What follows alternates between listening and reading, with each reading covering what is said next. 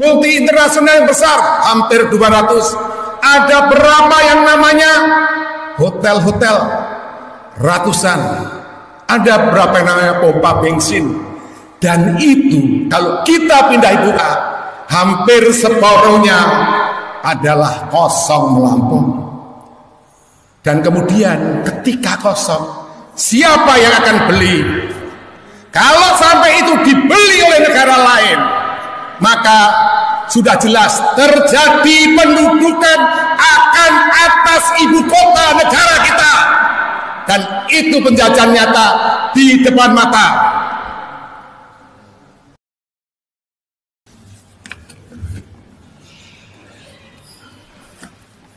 Terima kasih. Assalamualaikum warahmatullahi wabarakatuh. Salam damai sejahtera bagi kita semua. Rahayu, rahayu, rahayu. Pada sore hari ini, kami yang bersama-sama di Forum Negarawan merasa ada sesuatu kehormatan, kebanggaan, bahkan sesuatu yang mulia ketika tadi para senior, para mentor dapat menggugah diri kami, bahkan menampar diri kami.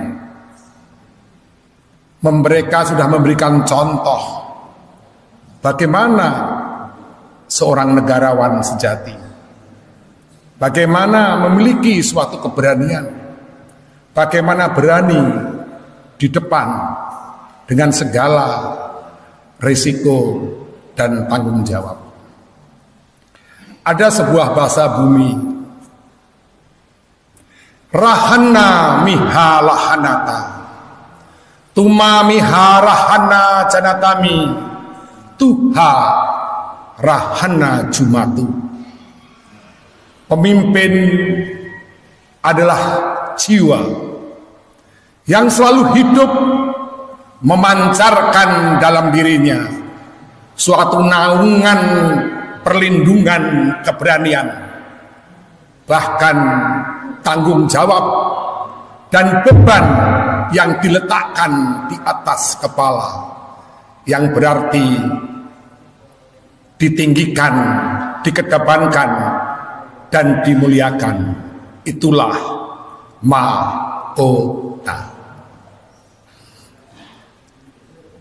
Bapak Ibu yang saya hormati, sore hari ini Forum Negarawan mendapatkan kunjungan juga dari teman-teman dari Solo, yaitu Mas Tri dan Mas Kus. Terima kasih dan tepuk tangan mereka yang jauh-jauh dari Solo. Bahkan Forum Negarawan juga mendapatkan kunjungan dari saudara kita, sahabat kita, Pak Irman, dari Sumatera Utara, dari Medan, yang datang juga khusus pada acara ini. Dan yang cukup mengagetkan saya karena dia membawa kaos. Tapi kaos tulisannya itu 2014-2024, bukan revolusi mental ala Jokowi, tapi tulisannya keracunan mental ala Jokowi. Bapak Ibu yang saya hormati, beberapa minggu yang lalu kami dari makam Bung Hatta yang berada di Tanah Kusir, ada sesuatu hal yang bernilai yang berada di tempat tersebut, yaitu adalah kehormatan, kewibawaan, keberanian yang kemudian tampak dikedepankan dari seorang tokoh Bapak proklamasi kita. Ketika kita di sana, getarannya menggugah, bahkan mampu membuncah semangat, memberikan kita penerang dan kemudian keberanian untuk lebih berani menyuarakan lagi tentang jiwa-jiwa negarawan. Sekarang ini dunia lagi mengalami pancaroba. Bukan iklim pancaroba, tapi pancaroba dunia. Pancaroba adalah suatu masa di mana mengalami saat yang tidak beraturan, saat transisi. Ketika ada suatu saat yang transisi, di situ akan menimbulkan suatu benturan permasalahan. Pastinya iklim pancaroba sangat berbeda dengan pancaroba dunia. Persamaannya adalah akan muncul berbagai permasalahan, baik itu puting beliung permasalahan, akan muncul hujan permasalahan, akan muncul yang namanya angin permasalahan, akan muncul kemudian permasalahan-permasalahan dari berbagai bentuk yang berbeda-beda.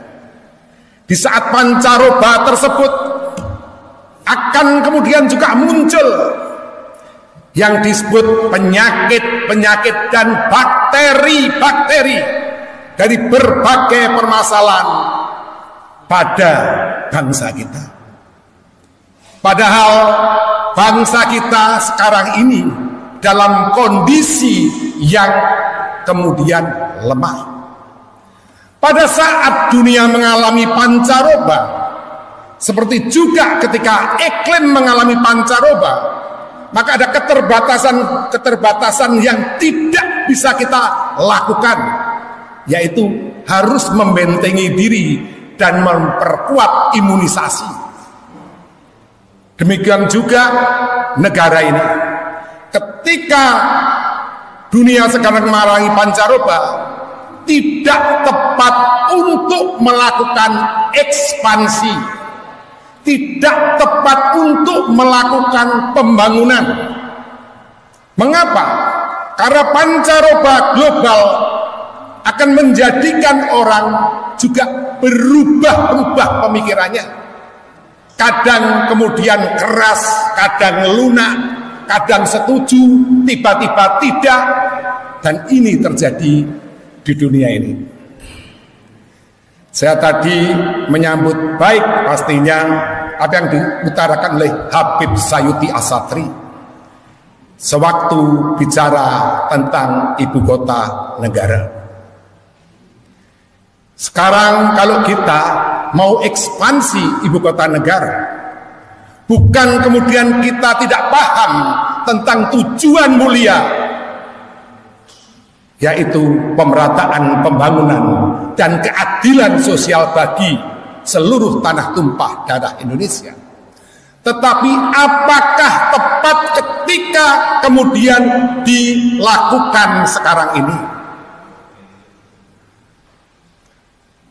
Jangan-jangan kemudian pindah ibu baru meninggalkan ibu yang lama.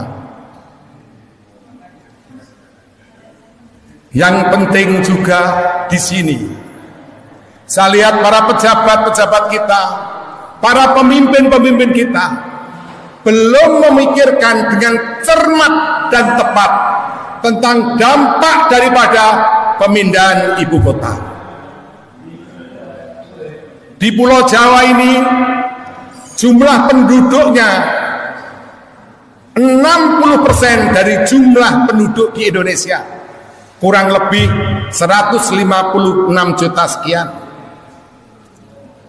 Maka populasi di tanah Jawa penduduknya juga hampir 60% jumlah penduduk di Indonesia. Dan rasio perbandingan hampir 60% ini antara jumlah penduduk seimbang dengan perputaran uang yang ada di Indonesia. Kalau sampai kemudian terjadi pemindahan ibu kota, hampir 50% perputaran uang di Pulau Jawa ini pasti akan pindah ke ibu kota. Sekarang ini baru sebagian uang yang berada di kementerian dan beberapa BUMN itu diambil untuk pembangunan ibu kota negara, kita sudah merasakan dampaknya. Itu bisa kita tanyakan kepada para tukang ojek, itu kita bisa tanyakan kepada tukang-tukang becak, itu kita bisa tanyakan kepada rakyat-rakyat jelata. Mereka itu sebenarnya menangis melihat kondisi bangsa kita sekarang ini.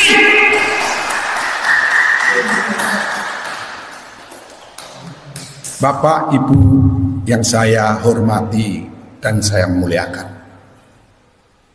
ada sebuah bahasa bumi yang berbunyi, tumalahanna miharahana tatu jimarahanata muharahana hanna janatami.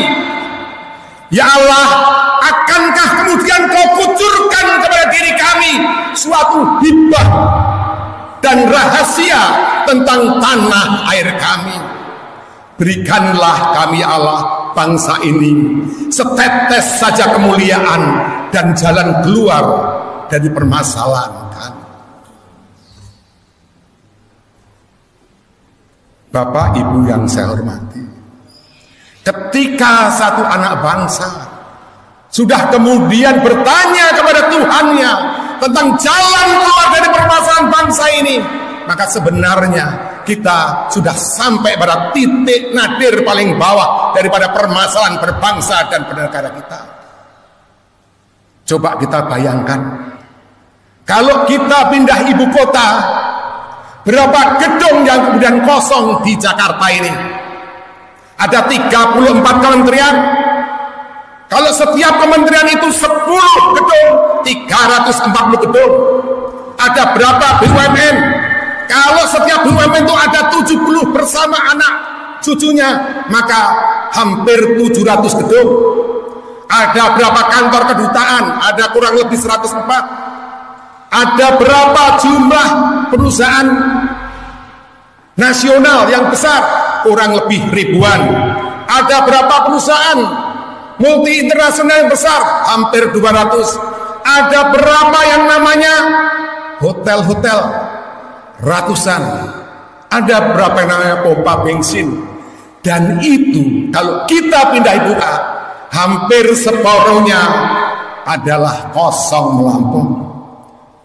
Dan kemudian ketika kosong, siapa yang akan beli? Kalau sampai itu dibeli oleh negara lain, maka sudah jelas terjadi pendudukan akan atas ibu kota negara kita. Dan itu penjajahan nyata di depan mata. Ini gara-gara provokasi nih. Bapak Ibu, ada hal yang harus dihentikan. Mungkin saya juga merasa malu sebenarnya ketika berbicara atau pidato seperti ini. Ada sesuatu di depan yang sekarang ini sangat kemudian berbahaya. Kalau seorang pemimpin yang nanti 1 tahun jabatannya sudah selesai, kemudian membuat perjanjian bukan hanya 50 bahkan ratusan tahun, itu rasional apa tidak? Sangat tidak rasional. Karena sudah menggadekan. Apa yang digadekan? Yang digadekan adalah tanah air dan bangsa negara ini. Maka benar tadi apa yang dikatakan oleh sahabat-sahabat kita para negarawan. Ada sesuatu hal yang memang sekarang ini ada kejadian di depan dan kita tahu kita tidak bisa kemudian melakukan itu sendiri. Harus bersama dengan Bapak Ibu semuanya. Harus bersama. Kita harus menyatu. Kita harus mempertemukan kembali kekuatan Pajajaran. Pajajaran berasal dari kata jajaran-jajaran yang berjajar serta sejajar. Artinya satu ikatan, satu komando, satu tujuan. Bangsa ini membutuhkan kekuatan Pajajaran. Sedemikian juga bangsa ini membutuhkan pemimpin yang memiliki mata ram, yang artinya Mataram. Bangsa ini butuh bapak, bangsa ini butuh ibu. Maka saya harap pertemuan forum negarawan ini terus kemudian bisa berlanjut. Ada hal-hal yang sedemikian penting di depan mata. Ada hal-hal yang harus kemudian kita hentikan. Harus ada hal-hal yang kemudian harus kita stop sebelum bangsa dan negara serta tanah tumpah darah kita dijual kepada negara lain dan kita terjajah pada bangsa kita sendiri. Terima kasih. Wassalamualaikum warahmatullahi wabarakatuh.